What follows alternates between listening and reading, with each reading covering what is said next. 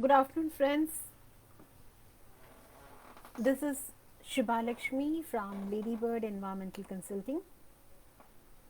Today, we are giving an overview of the virtual volunteering opportunities that we have created for corporate employees. So, I thought of giving a bit of information about all those activities, and for the same I'll be taking you to our website where we are conducting, where all this information is available. So let me go to our website. So our website is ladybirdconsulting.co.in, and here we have this virtual volunteering section. If I click down here, so these are the virtual this is a page of virtual volunteering, and we have three sets of virtual volunteering programs. One set is completely of based on like gardening programs, because many people have started gardening during this lockdown period. So we thought that giving some more information about gardening, making people do things in their home. So that's where one set of activities is about gardening. Second set of activities is related to animal welfare activities, where you can create something to help animals. So that's the second part, and third part is to help schools, colleges, even NGOs with their own work, whatever the help they need, so extending help to them. So in these three categories our offerings are been divided. I'll just go through all these opportunities so that it gives a clear idea. So we have in gardening, kitchen gardening has been the most popular um, activity. And in kitchen gardening, as you all would know, that kitchen gardening is not just one, it's so exhaustive that you can't really cover in one go. So we have divided the kitchen gardening components into various modules. One of the module is hydroponics, that how you can grow plants without using soil, so like a soilless plants. So how to so this is basically, you need not have to use any soil, and without that, so this we demonstrate these for the volunteers. So this is how it is like. When we do these sessions, we do there's a two section to our each program. Usually our program runs for 1 hour to 1.5 hour, and in some cases when we have really over enthusiastic participants, it may get extended to 2 hours also. So one part of the session is on presentation, where we give an overview of that particular topic, and the second section is a demonstration, is more of a hands-on activity, where we expect the participants also to do the same what we are doing on the screen. So here we demonstrate how to grow plants in using just water. So it is a hydroponic gardening that we talk about. Second is that how to create a vertical, like a green wall, by recycling plastic bottles. So one can grow a green wall making the plastic bottles. So whatever items we are showing here, these are the outcomes of this workshop. So by the end of the workshop, the volunteer would have made this at their end. So that's the tangible outcome. Even how to make composting is somehow most misunderstood concept in kitchen gardening. So we want to really we do a good amount of myth busting in this session and help people to how to create a compost, and we create the compost right in front of the, like in the front of the screen, while others can also, the participants can also create the compost at their end. Even how to create a biopesticide, like how to take care of your plants. So there are homemade remedies available from just your kitchen. You can pick up several things and make a biopesticide and take care of your plants without actually buying a pesticide or spray using any kind of chemicals. And we also have one component of how to create a butterfly garden. So we have designed this entire module right from like growing the plants from the seeds, and all these item, whatever activities we are just talking about, most or at least 80% stuff is available in everybody's home. So it's not that something people have to go and buy something, but it's more of recycling your waste, recycling things that you're having at home. Even with the butterfly garden, we use some seeds which is available for the fruits people eat, the vegetables that you use. So from there, how you can grow a butterfly garden. So one can make a butterfly garden. Even one can make a full-fledged kitchen garden, and where we actually speak about how to start setting up a kitchen garden, and we give all the know-how in doing that. So everything is possible just by during these sessions people are able to create this. Obviously the results you don't see immediately, one has to be patient to see the results. So in case of gardening, it may take a month or two to start seeing the results. We also started with garden photography because everybody does mobile photography, but one can learn about mobile photography by photographing the plants in the garden. So they're not really going anywhere, but how to, so the light composition, the frame, and how to do the editing, different types of cameras which are available nowadays, and all that, and all kind of photography information is been provided. And this demonstration is also happening. Like in this session, we actually make people to take pictures and submit to us, and we actually review it and give them the comments, and this everything happens live online. It's a very interactive session that we do. And one can also create a garden pond by just they can take any tub, and we will tell what are the plants one need to grow into it. So one can set up a garden pond. Even terrarium, the glass gardens, it's slightly tricky because some stuff what is needed in this part need to be purchased, but yes, it is fun. People love to do something fun, and during the pandemic we all have been so worked up mentally. I would say, mentally we are so worked up, and so doing something very creative is like a refreshing activity. So we have this all together like 9 modules under gardening, which we can offer for our virtual volunteering programs. Now the second set is our the DIY projects, which is all related to animal welfare, how you can actually take care of animals around you. Now you are when I say animals, it means that whatever birds you see around you, even the cats, the dogs, whatever animals are around you, wherever you are staying, it may be in your garden, it may be in your lane. So how you can actually still take care of them, and there are certain things that you can create for helping them. And to start with, birds are like all time favorite of everyone, and so you can create a bird bath. Now winter is just going away now. In Mumbai, the weather is slightly getting hotter now, so bird bath will become more relevant, or more the need is there in summertime. Not only that the bird bath is used by the birds to taking bath, but also they drink water from it.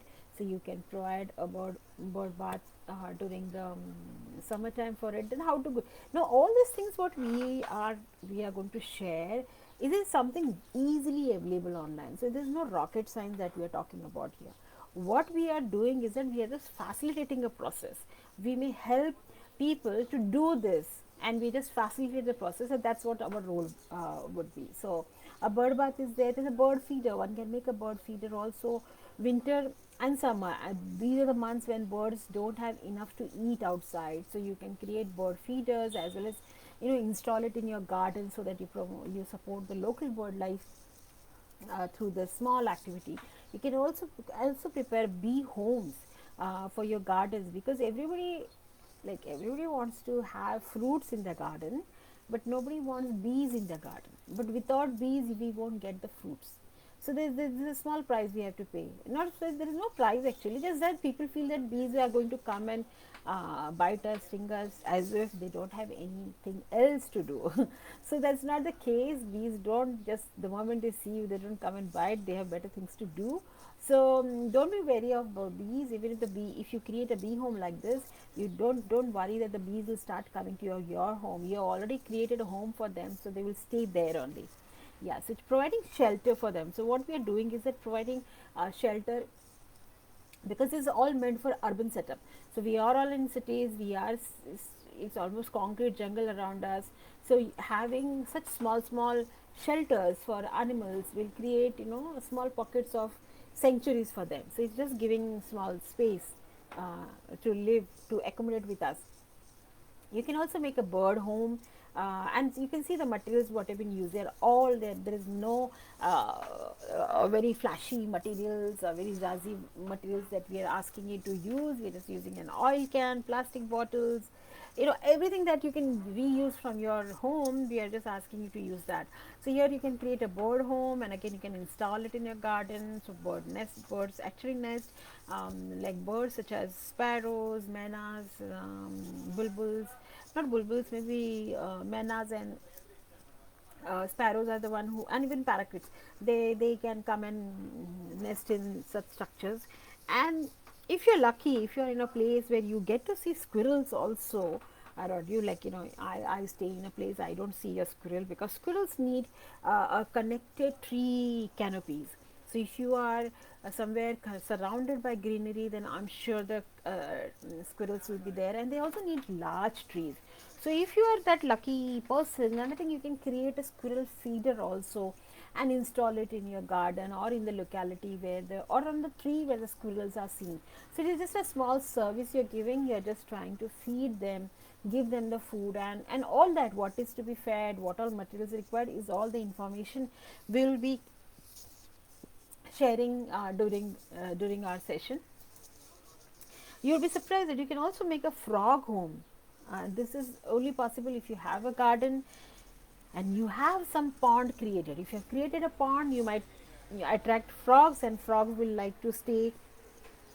Not that the frog is always stays inside the water. Sometimes the frog comes outside also, but it is always closer to the water source. So you can create a frog home as well. And now we come to the stray animal sections, where you can create, like you can provide help for stray animals. This is one sector, this is one area where we have mixed feelings about it. People find dogs to be nuisance. People don't like cats. There are myths around it. People shoo away if you see a cat coming in, a stray dog coming in. So everybody keeps shooing, hitting them, and very few people might be actually feeding them and caring for them. So this is one a very serious problem in our society, and we shouldn't be ignoring it. So if you are someone who is compassionate about environment, compassionate about nature, so consider these animals also part of nature. They are very much part of a city environment, and shooing them away is not going to take care of problem. I know people have there are housing societies who insist on translocating the dogs and cats from the locality, क्योंकि नहीं चाहिए यहाँ पे हमको, गंदगी करते ये करते. So it is so there is always problem associated with it, but we need to work out solutions towards it rather than just ignoring the problem. So therefore we started this activity where you can create a dog feeder also. So food for the dog, so you can create such dog feeders. You can see such plastic bottles could be used, and you can install in a place where there is a group of dogs, and you can keep on refilling this feeder, and the dogs can, so it is like in a dignified way. A dog has a place to go and eat, and not that he has to keep shunting from one garbage bin to another garbage bin. Finally, whatever we are throwing out, the food, the wasted food we are throwing, these are the animals who go and feed on it, which is again is not good, because we should be not wasting our food in the first place. So if you start giving such kind of play, the dog, if you start creating dog feeders, I think it's a good way of ensuring that the dogs staying in your locality are healthy and they are not deprived. Because a cranky dog may be having some health problem, maybe it is hungry, maybe it is thirsty, and that's the reason it may be barking, that's the reason it may be chasing people around, whatever, he's just cranky, and we just shoo away such animal. Nobody likes such animal around them. That's true, but can we take care of their needs? It is a very small gesture we can do. So there's a dog feeder you can create. You can even create a dog bed. You would have seen that there are many dogs who sleep on the pavements outside showrooms, outside roadside shops and all that, and there is absolutely no respite to them, be it heat, be it rain, be it winter. There is no place, no cozy place for them, because no housing society will allow to come inside. There is no shelter where they can stay, rest. I've seen dogs, they're trying to accommodate among the road divider plants which have been planted. They're just going into that bushes and trying to dig one hole and sitting there. So you can imagine, actually the life of stray animals on the road is very bad, is very bad. And if you can provide some comfort, that's great. Now here you can see in the dog bed, nothing great you have to do. You just need one pillow and one old t-shirt or a long sleeve t-shirt, and you can make a bed out of it. And similarly, you can create a dog sweater also from an old sweater. So just recycling all your old materials, you can do that. Or if you can't do that for your local animals, if you are very concerned that you can't really go closer to them, that's fine. We understand that. You can donate to local animal shelter, so we can actually have such tie-ups. So when we do such sessions, which if we come to know that people want to donate, so we can have local tie-ups where people can go and donate these items, and which will be useful for the animals which are there in the shelter. Similarly, you can have a cat feeder, a cat sweater, and a cat bed. Now, cats are somehow, if you notice that they are not seen easily, and because they are not seen easily because they are scared of dogs, and dogs sometimes can kill cats also. So their life is still miserable compared to dogs, because one, they don't have public support, because people think cats are not good. Cats have lots of all the black magic myth around surrounded to them. So nobody encourages cats, and cats themselves are very wary animals. So it's more difficult life they are leading. And cats live longer than dogs, so you can imagine they will be enduring this painful life for a very long time. And but you can make a difference by just creating these small items for them, and just so that they feel comfort. Even shelters could be created. You can create a dog home, house, or cat house, just by recycling a carton box, and you can keep it outside your housing society, in the lane somewhere. So the dogs usually, or the animals, starts using them, and it is like a ready-made place for them. So it is just like a small gesture of compassion towards these animals. And believe me, when you start doing it, there will be many others who like to follow you. So in a way, you will be a trendsetter of taking care of the stray animals. And collars, you can create collars both for cats and dogs, but more for cats and dogs. Why? Because you would be knowing about the amount of accidents which happen, road accidents happen, and in the night time especially. And now there are collars, of course, available online, which are like fluorescent collars, but one can make such collars and give such collars to the local dog, so that the collar is fluorescent, and if anybody is driving in the night time, it shines and the dog is safe. So you'll be saving the life. And by putting a collar, it is also means that it is not a completely stray animal. It is been adopted by someone. Even if it has been adopted by your society, that's okay.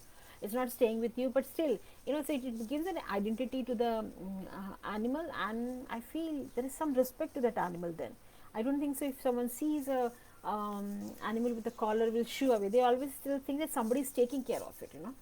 So there is a compassion automatically coming in. So these are the items which is for the animal welfare. We go to our last segment, where where volunteers can help in for schools and colleges. Now you all know that during the pandemic, teachers were suddenly asked to teach online. You can imagine something they were teaching face to face in the classroom, and suddenly they were told, okay, do a presentation. So the amount of burden that teachers were facing during this pandemic, we sensed it, and that's where we actually started doing some research, and we started studying the curriculum requirements. We were only focusing on science topics, of course, because that's what our specialty is. So we identified the topics, we made a checklist of subtopics and things that should go in particular lesson plan, and we started created this ready-made lesson plans for the teachers, and we were asking the volunteers to do the data mining for it. So the volunteers were giving us like you can say a 75% the completed job, and we used to fine tune it, and then we give it to the concerned teachers or colleges, schools or colleges who might be useful. In fact, such resources which have been created already is been there up online, and we keep sharing that link to various group and asking anybody to just download and use it. So we recently learned that somebody had downloaded our stuff from Iran, somebody downloaded from Sri Lanka. So it was really shocking that how our content could be useful to someone. But there was a ready-made resource, and as long as the curriculum is not changing, this resource will remain relevant. So that's a fantastic support what volunteers can extend in doing this, and also creating educational posters.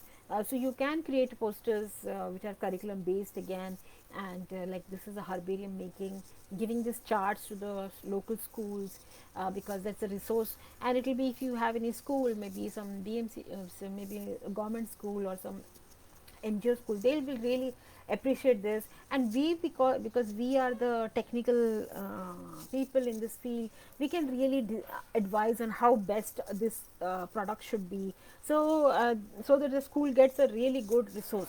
So posters is one aspect where we actually promote herbarium, because one can certainly collect fallen leaves, fallen flowers, fallen fruits, and just make an herbarium and present it to the local school. Even a seed cabinet. Seed cabinet is a very fascinating idea. It could be a science model. So, poster is one aspect, but volunteers can also help in creating models, science models, and in science models we recommend the seed cabinets. A variety of, this is something related to our agriculture sector, the agrobiodiversity, the kind of seeds which is available both in the market, and also what is many of the grains we don't eat. So it will be really good to have a seed cabinet installed in a school or a classroom, where the students can explore which seed is how does it look. I'm not sure whether students really know what they're eating, or they, until they see that what their mom is putting in the while cooking. So this kind of knowledge one can also share, and one in the making a seed cabinet is very easy. It's just where you need a pill box and all different kinds of seeds. So that's, and for so for, okay, so there's one more sections which I'll just come to this one part first. So in NGOs, similar work one can help in. So that NGOs are always, there is a staff crunch as well as crash crunch. Both crunches are there. But you can help in helping with whatever works they are doing. There could be data mining work. There could be some surveys that needs to be done, and also they need extensively help with their website, social media accounts. So there are various ways that one can actually help them. So we actually match the volunteer with the NGO's requirement, and that's how volunteers can actually help in, say. So all this is possible just by sitting at home and contributing. So you are not just having a good time, but you are actually contributing.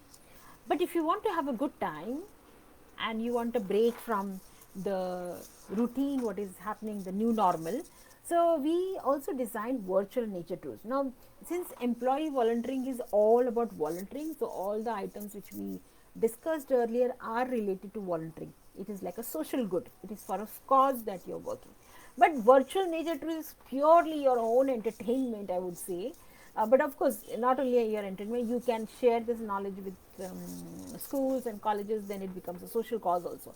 So we designed this virtual nature tours because during the lockdown, nobody was allowed to go anywhere out, and we were we were not outdoors, we were not exploring them, we didn't know. So we designed this different ecosystem tours.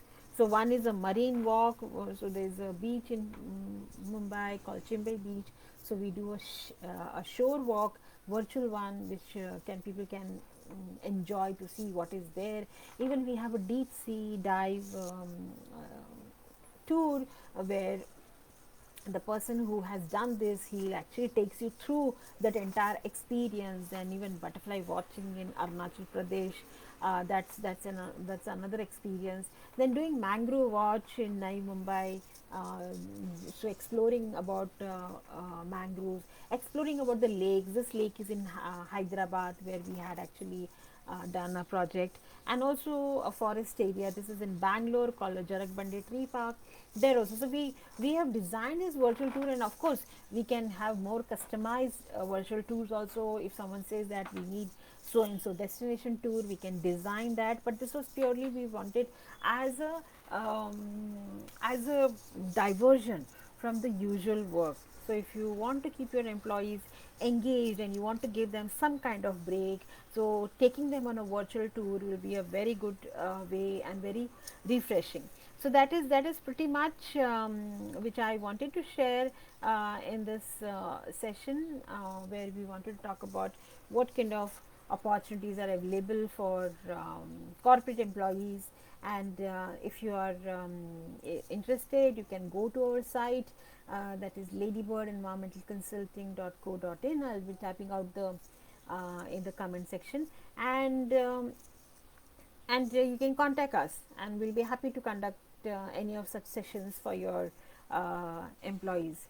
So thank you so much for joining us today. If you have any queries, do write to us in the comment box.